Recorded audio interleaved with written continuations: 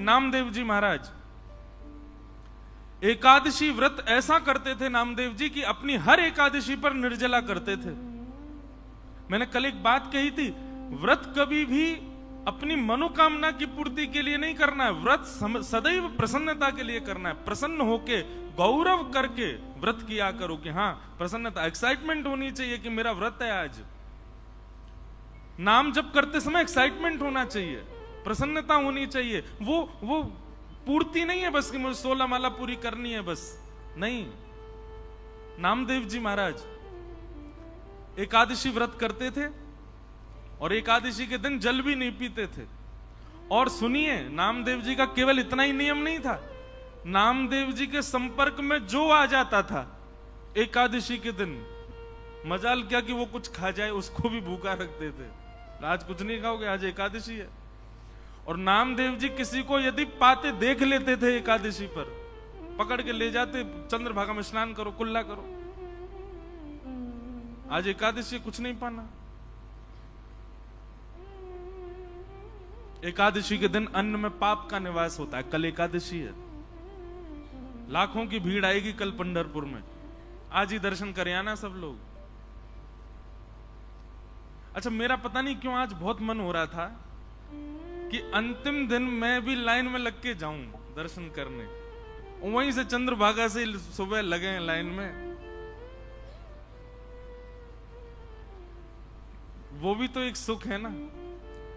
ठाकुर जी प्रतीक्षा करते हैं, लेकिन हम प्रतीक्षा वाले मार्ग से ही नहीं गए तो फिर वो क्या आनंद। जाते जाते एक बार जरूर करके जाना, वो लाइन में 4 घंटा खड़े होके फिर दर्शन। वास्तव में सुख तो तभी मिलता होगा जब 4 घंटे की प्रतीक्षा के बाद प्रियतम दिखाई दे।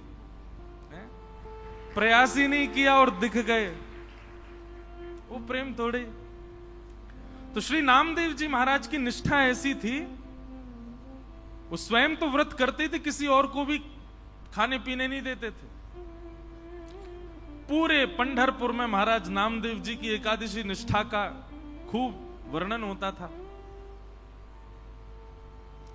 एक बात याद रखिएगा, जब भी आप कोई सद निष्ठा धारण करते हो, सद व्रत धारण करते हो, तो आपकी परीक्षा प्रकृति नहीं स्वयं ठाकुर जी लेते हैं। फिर मैं भी तो देखूं इसका नियम कैसा। एक वैष्णव मुझसे बोले, महाराज जी हम तो नियम ही इसलिए रख रहे हैं कि ठाकुर जी तोड़वाएं, कम से कम ठाकुर जी को इस बहाने हमारी याद तो आएगी। आप कहते हो कि परीक्षा ठाकुर जी लेते हैं, तो ठाकुर जी आए। श्री नामदेव जी की एकादशी थी और श्री पंडरीनाथ महाराज, पंडरीनाथ भगवान एक ब्राह्मण विप्र का रूप धारण करके नामदेव जी के घर पहुंच गए। और महाराज ठाकुर जी जैसी एक्टिंग दुनिया में कोई नहीं कर सकता। एक दीनहीन से ब्राह्मण बनकर के पहुंचे और नामदेव जी के द्वार पर जाकर के ऐसे गिरे। नामदेव जी ने जैसे देखा, अरे कोई विप्र ब्राह्मण आया है, दौड़ करके गए, दौड़ करके उठाया, हाथ पांव कांप रहे हैं, ठाकुर जी के वृद्ध सा रूप धारण करके आए हैं। नामदेव जी ने बिठाया, बोले भगवान कहां से आए हैं और ये आपका स्वरूप ऐसा क्यों हो रहा है, क्या दिक्कत क्या हो गई आपको। ठाकुर जी बोले, बहुत दिन से भूखे हैं हम, भोजन प्रसाद कुछ पाया नहीं है। अरे भैया हमने सुना तुम बहुत बड़े वैष्णव हो, आपके घर पे कुछ बना होगा, हमें पवा दो। नामदेव जी बोले, वो तो ठीक है, पर आज तो एकादशी है, आज कैसे पवा दूं। ब्राह्मण देवता बोले, आपत्ति कालीन मर्यादा नास्ती, आपत्ति काल में मर्यादा नहीं देखी जाती। भाई तुम्हारे सामने किसी के प्राण निकल रहे हैं और उसमें तुम ये देखोगे एकादशी और ये वो है। बोले वो ठीक है, मैं आपको दूध पिला दूंगा, मैं आपको फल खिला दूंगा, लेकिन अन्न तो नहीं खिला सकता। ब्राह्मण देवता बोले, इतने दिन का भूखा प्यासा, दूध फल नहीं खाना मुझको रोटी सब्जी दाल चावल खिलाओ। नामदेव जी बोले, क्षमा करें भगवान, आज एकादशी है, द्वादशी हो जाने तो फिर पवा दूंगा। ठाकुर जी तो और ज्यादा कांपने लगे और कहने लगे, बोले अगर तुमने मुझे नहीं खिलाया तो मेरे प्राण निकल जाएंगे, मेरे प्राण निकल रहे हैं, अरे देखो देखो मेरे प्राण निकल रहे हैं। नामदेव जी बोले, तो फिर अच्छी बात है, एकादशी के दिन प्राण निकलेंगे तो वैकुंठ जाओगे सीधे, लेकिन अन्न तो नहीं खिलाऊंगा। महाराज ठाकुर जी कहने लगे, कैसे व्यक्ति हो तुम? अरे मेरे प्राण निकले जा रहे हैं। आसपास खड़े लोगों से इसको समझाओ, मुझे भूख लगी है, मुझे कुछ पवा दे। आसपास के लोग बोले, आप हमारे घर चलो। ये तो ऐसा ही है, किसी को खुद भी एकादशी करता है, दूसरों को भी नहीं खाने देता, इससे छुप छुप के खाना पड़ता हम लोगों को। आप हमारे घर चलो, हम खिला देंगे। नामदेव जी बोले, अब मेरे सामने आप आ गए हो, अब मैं जाने नहीं दूंगा, क्योंकि मुझे पता आप जाके खाओगे, और मेरा ये नियम है कि मैं एकादशी पे किसी को नहीं खाने देता। बैठे रहो, भगवान फल खा लीजिए, दूध पी लीजिए, आपसे प्रार्थना, पर अन्न नहीं खाना, आज एकादशी है। ठाकुर जी ने चरम रूप धारण किया और महाराज बिल्कुल ऐसे हो गए, बस प्राण निकल ही रहे, गला पकड़ने लगे, कांपने लगे, शरीर पूरा कंपायमान होने लगा। आसपास के लोग नामदेव जी को सुनाने लगे, अरे नामा वो प्राण त्याग देगा भाई। बोल कोई बात नहीं, बैकुंठ जाएंगे, और मैंने रोका तो नहीं है, फल खा लें, दूध पी लें, अन्न नहीं खाने दूंगा। और ठाकुर जी ने ऐसी स्थिति कर दी महाराज की नामदेव जी के आगे उस विप्र रूप को प्राण त्याग ही दिए।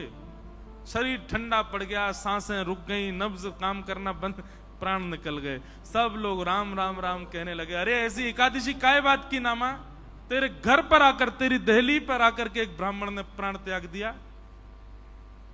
नामदेव जी के नेत्र सजल हो गए। पंडरीनाथ भगवान का स्मरण करके बोले, एकादशी के दिन नाथ आप वैष्णवों के चित्त में विराजमान रहते हैं। आपकी प्राप्ति के लिए एकादशी निष्ठा एक बहुत महत्वपूर्ण कार्य करती है। मैंने उसकी रक्षा के लिए इनको अन्न नहीं खिलाया, पर हैं तो ये ब्राह्मणी, हैं तो एक दीनहीनी, मेरी वजह से इनके प्राण निकले हैं, तो ठीक है, इनके अंतिम संस्कार हम करेंगे, और अंतिम संस्कार में मैं अपने परिवार सहित प्राण त्याग दूंगा, मैं भी उस चिता में बैठ जाऊंगा, क्योंकि मेरी वजह से इनके प्राण गए। और एक चिता तैयार करके वो ब्राह्मण के शव को उस पर रख दिया, और नामदेव जी महाराज और अपने परिवार के रिश्तेदार जो जो एकादशी व्रत में, बोले सब बैठ जाओ चिता पर, हमारी वजह से इनके प्राण गए, हम भी जीवित नहीं रहेंगे। जैसे ही अग्नि प्रज्वलित करी और चिता में जैसे ही अग्नि प्रारंभ होने लगी, और ब्राह्मण तो अंतर ध्यान हो गए, पंडरीनाथ भगवान प्रकट हो गए, नामदेव जी को हृदय से लगा लिया, चिता से लेकर बाहर आ गए। अरे नामा, मैं तो देख रहा था तेरी निष्ठा कैसी, क्या समझ में आया? एकादशी व्रत से ठाकुर जी प्रसन्न नहीं है, आपके व्रत में निष्ठा कितनी है, आपके व्रत में प्रसन्नता कितनी है, आपके व्रत में उत्सुकता कितनी है, उससे ठाकुर जी प्रसन्न होते हैं। तो भैया ये जो वैष्णव भेष, वैष्णव स्वभाव, वैष्णव स्वरूप पर यदि आप ऐसा कहते हो, तुम खाने पीने लग जाओ, आगे का जीवन कैसे जियोगे, मॉडर्न बनो थोड़े, कोई मॉडर्न बनने की जरूरत नहीं है।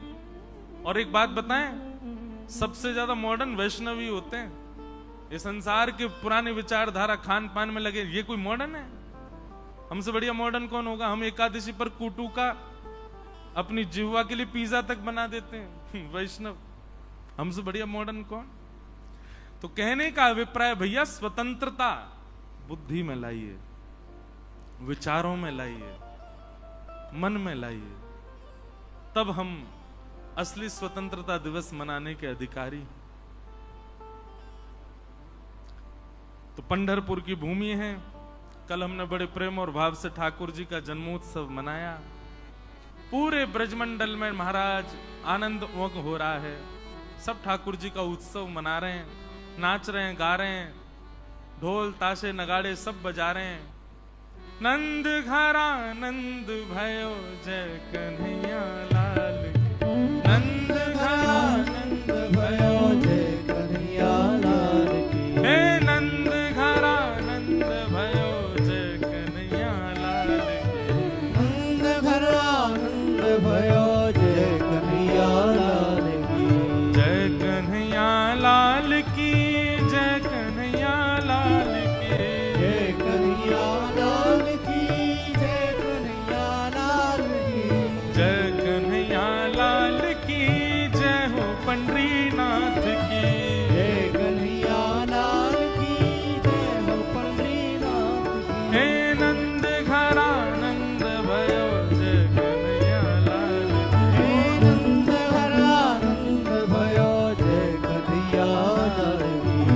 हाथी दिने घोड़ा दिने और दिनी पालकी, हाथी दिने घोड़ा दिने और दिनी पालकी, बालकन को लाडू पेड़ा बूढ़न को लापसी, बालकन को लाडू पेड़ा बूढ़न को लापसी। हे नंद घरा नंद भयो जय कन्हैया लाल, हो नंद घरा नंद भयो जय कन्हैया लाल।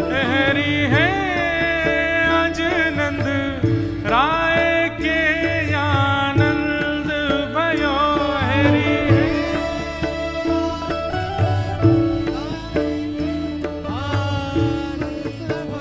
ओ हरि है आज नंद राय के आनंद भयो, हरि है आज नंद राय के आनंद भयो, हरि है आज नंद राय के आनंद भयो, हरि है आज नंद राय के आनंद भयो। जय कन्हैया लाल की जय यशोदा लाल की, जय कन्हैया लाल की जय यशोदा लाल हे की। हे हो आनंद घरा नंद भयो जय कन्हैया लाल की, ओ नंद घरा नंद भयो जय कन्हैया लाल हे नंद घरा नंद भयो जय कन्हैया लाल की, ओ नंद घरा नंद भयो जय कन्हैया लाल हे कण दिए क्षण दिए बिंदी दिनी भाल की, बड़े दिले चढ़े दिले बिंदी बाल की। कंठा और कड़ूला दिने दिनी मुक्ता मालती, कंठा और कड़ूला दिने दिनी मुक्ता माल की। हे कंठा और कड़ूला दिने दिनी मुक्ता मालती, और करुणा दिने दिनी मुक्ता माल हे ओ नंद घरा नंद भयो जय कन्हैया लाल की, आनंद घरा नंद भयो जय कन्हैया लाल की। हे नंद घरा नंद भयो जय कन्हैया लाल की, आनंद घरा नंद भयो जय कन्हैया लाल की। हे नंद घरा नंद भयो जय कन्हैया लाल की, आनंद घरा नंद भयो जय कन्हैया लाल की। ओ जय कन्हैया लाल की, ओ जय कन्हैया लाल की। ओ जय बोलो गोपाल की, ओ जय बोलो गोपाल। हाँ जय कन्हैया लाल की, आहा जय कन्हैया लाल की। ओ जय बोलो गोपाल की, जय बोलो गोपाल। बलनंद के लाला की। पूरे ब्रजमंडल में आनंद उत्सव मन रहा है। ब्रजमंडल के उत्सव की स्थिति केवल इतनी समझ लीजिए कि उस महा उत्सव के महासागर की बिंदु भी नहीं है जो हम लोग करते हैं। हम नाच रहे हैं, गा रहे हैं, उत्सव मना रहे हैं, आनंदित होते हैं, ये उस उत्सव की बिंदु भी नहीं है। ऐसा उत्सव हुआ ठाकुर जी का।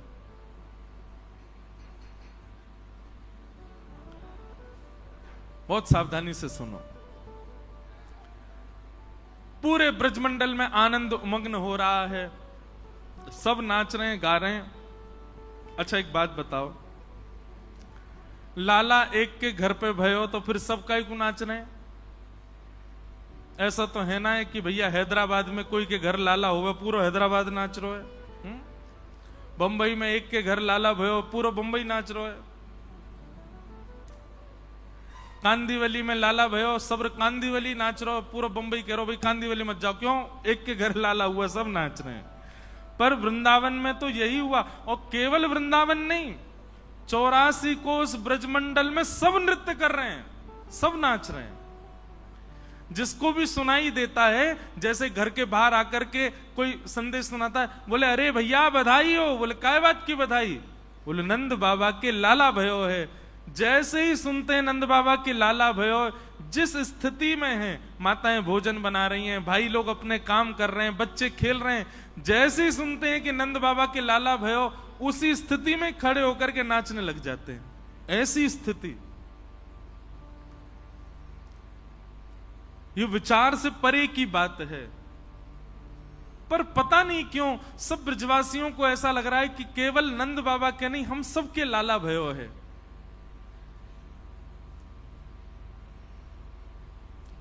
घर में कोई शुभ कार्य हो तो जिसके घर में शुभ कार्य, वो बंधन बांधता है, वो घर के बाहर कलश, मंगल कलश रखता है, वो घर के बाहर रोली से सुंदर रंगोली बनाता है, ब्राह्मणों को बुलाता है, अतिथियों को बुलाता है। यहां नंद जी के लाला हुआ और सबके घर के बाहर बंधन बंध रहे हैं, सबके घर के बाहर कलश रखे जा रहे हैं, सब अपने अतिथियों को संदेश भिजवा करके बुला रहे हैं, सब नए नए कपड़े पहन रहे हैं, सबके घर में पकवान बन रहे हैं, सबके घर में ब्राह्मण जा करके स्वस्ति वाचन कर रहे हैं। लाला तो नंद भवन में भयो, फिर सबके घर में उत्सव क्यों? ब्रजवासियों से कोई पूछे, भैया तुम काहे को उत्सव मना रहे हो? बोले पता ना क्यों, जब से खबर सुनी है कि नंद बाबा के लाला भयो, ऐसा लग रहा है कि हमारे घर ही लाला भयो है, हमारा ही बालक भयो है, हमारा ही पोषक भयो है।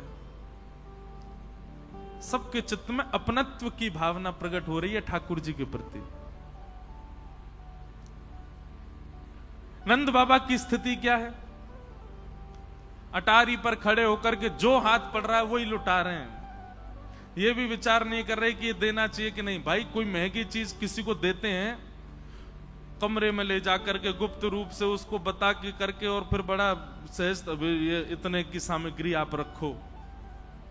नंद बाबा की स्थिति क्या है? लाखों के हार, लाखों के गहने, कछू हाथ पड़ जाए, कोई गलती से नंद बाबा से कहते, बाबा मुझको तो एक हाथी चाहिए, मुनीम जी आके काजे हाथी लेके आओ, या को हाथी प्रदान करो। ऐसे नंद बाबा है गए। एक बात लिखिएगा, वैसे तो मैं कथा में बताया करता हूं, ठाकुर जी यदि आपके जीवन में आ गए तो आपके हृदय की स्थिति क्या हो जाएगी? सब लोग बहुत सावधानी से सुनो। ठाकुर जी यदि हमारे जीवन में आ गए तो हमारा स्वरूप, स्वभाव कैसा हो जाएगा? पहला, तन की सुध नहीं होगी आपको। हमारे परतानी परिवार के सबका तो नहीं पता, मैं तो मिला भी नहीं सबसे, पर कुछ लोगों की स्थिति ऐसी हो गई होगी, वो कब सो रहे हैं कब उठ रहे हैं पता नहीं, वो कब भोजन कर रहे हैं, क्या खा रहे हैं पता नहीं, भोजन में क्या बना, अरे अच्छा ये भी बना था क्या, 4 लोग बात कर रहे थे तब पता चले अच्छा ये भी बना था। क्यों? कथा की व्यवस्था में, कथा के भाव में इतने आनंदित हो गए। वे चाहें, व्यवस्थापक चाहें तो अपने लिए समय निकाल के बढ़िया प्रेम से पा सकते हैं, लेकिन नहीं, वो इतने आनंद में भर जाते हैं कि उनको नहीं पता होता कि हम क्या कर रहे हैं। तन को जो जो सुविधा चाहिए, ठाकुर जी के आने पर आप उस सुविधा में कटौती करने लग जाओगे। पहली बात, आप पहले बहुत सस्ते संवरते थे, ठाकुर जी आ जाएंगे ना, फिर आपको यह भी नहीं पता होगा कि मैंने वस्त्र कैसे पहने, क्या पहने। कोई और टोकेगा, ए भाई तुमने कुर्ता उल्टा पहना है, अच्छा मुझे तो याद ही नहीं था। ऐसी स्थिति हो जाएगी। स्वरूप का भान नहीं होगा। सीधी बात, शरीर की व्यवस्था में जितने भी वस्तु आती सबकी लिस्ट बनाओ, सब अस्त व्यस्त हो जाएगी। ठाकुर जी आ गए तो आप ध्यान ही नहीं रख पाओगे। पहली बात, ठाकुर जी जीवन में आ गए तो दूसरी स्थिति आपकी क्या होगी? संग्रह की भावना खत्म होगी। संग्रह, ये रखूं, ये भी रखूं, ये भी कमाऊं, ये भी कमाऊं, ये भी रखूं, ये भी मुझे मिले, ये भी, ये स्थिति खत्म हो जाएगी। कैसी हो जाएगी? तू भी ले, तू भी ले, ए तू कहां जाता, तू भी लेके जा। सबको बांटने का मन करेगा, बांटने की स्थिति प्रकट हो जाएगी। कोई कहेगा 1 दोगे आप 5, ये ठाकुर जी के आने पर होगा, लुटवा देंगे सब कछु।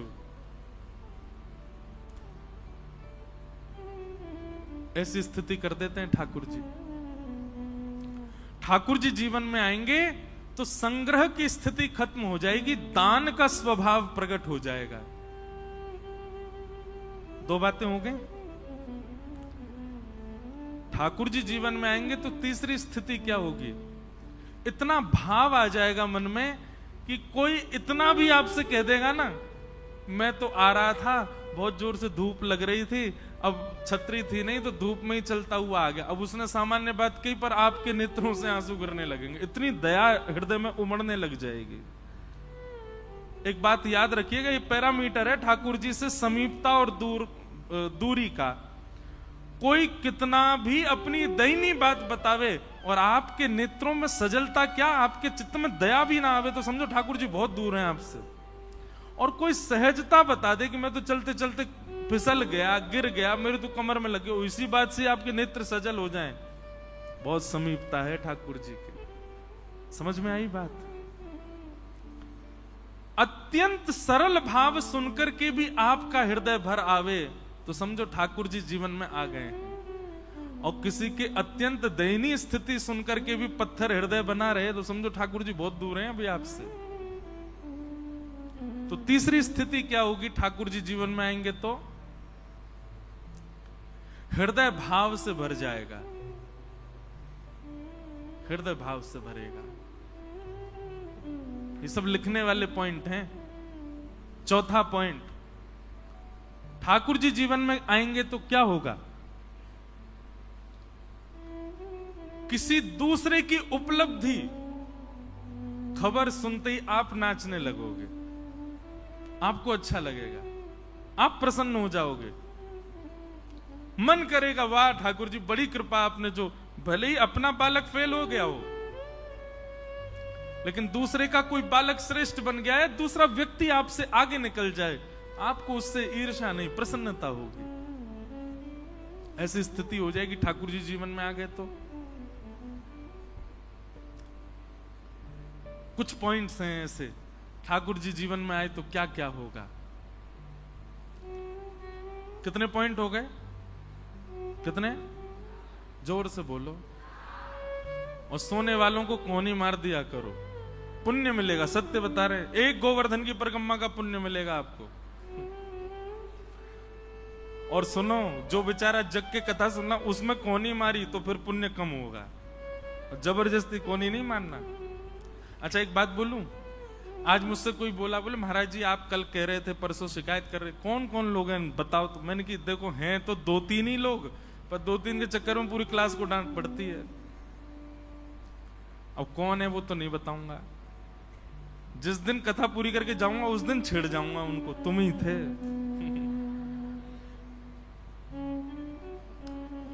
ठाकुर जी जीवन में आएंगे तो पांचवी स्थिति क्या होगी?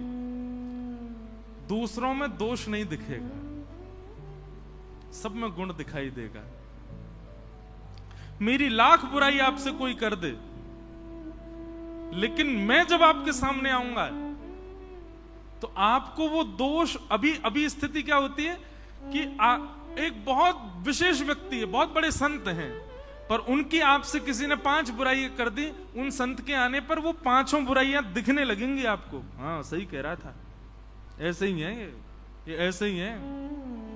लेकिन ठाकुर जी जीवन में आ जाएंगे तो कैसी स्थिति हो जाएगी? लाख बुराई आपसे कोई कर दे, पर वो व्यक्ति जब आपके सामने आएगा जिसकी बुराई आपने सुनी है, आपको तब उसमें गुण ही दिखेगा। और आप उस व्यक्ति से कहोगे जो दोष बता रहा, भाई तू इतने दोष बता रहा था पर मुझे तो वो अच्छा ही लगा। तुझे तो सब ही अच्छे लगते हैं। सब अच्छे लगने लग जाएं, सब गुणवान लगने लग जाएं। ठाकुर जी के आगमन का एक सूचक है, एक द्योतक है। यही स्थिति हो गई है नंद बाबा की, यही स्थिति हो गई है यशोदा मैया की। अरे यशोदा मैया पूतना जैसी अनजान को भी लाला पकड़ा दे रही हैं अपना। कोई अनजान को अपना बालक देता है क्या? और वो बालक भी ऐसा नहीं कि 5-6 बालक हों, 80 वर्ष बाद इतनी मेहनत करके, इतनी देवताओं को मना करके, इतने नंद बाबा और यशोदा मैया ने तीर्थों में जा जा करके कितने देवताओं के सर टेके, तब जाकर के लाला भयो, और वो 6 दिन के हुए हैं और एक अनजान सामने आ गई है पूतना, भले ही कितनी भी सुंदर हो, यशोदा मैया ने पकड़ा दिया। इसका मतलब क्या है? ठाकुर जी जीवन में आए हैं इसलिए ऐसी स्थिति होगी यशोदा मैया की। सब गुणवान दिखने लगते हैं। बस एक बात कहूं, ठाकुर जी जीवन में आ गए तो 6वां पॉइंट लिख लेना, सबसे विशेष है, दुनिया आपको पागल घोषित कर देगी। जी हमारे किसी काम का नहीं है। अच्छा, पागल घोषित क्यों करेगी उसके पीछे भी कारण सुनो।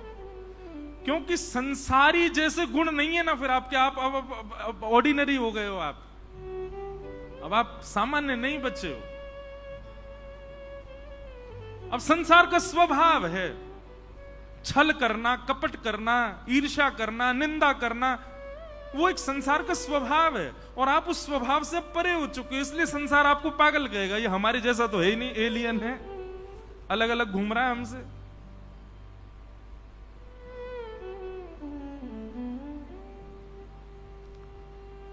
मीराबाई से एक मनचले व्यक्ति ने कहा कि आप संतों की आज्ञा मानती हैं? मीराबाई बोली हाँ।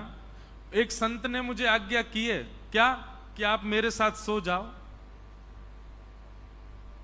अब मीराबाई परम वैष्णवी हैं। मीराबाई कहती हैं आपको किसी संत ने आज्ञा की? बोले हाँ। ठीक है, संत की आज्ञा है तो मैं स्वीकार करती हूं। कैसे? हजारों भजनानंदी संत बैठे थे, बोले इन्हीं के बीच में ही विराजो मेरे पास, सबके बीच में विराजो। जब संतों की आज्ञा है तो फिर संतों को भी कोई भाव नहीं आएगा ना।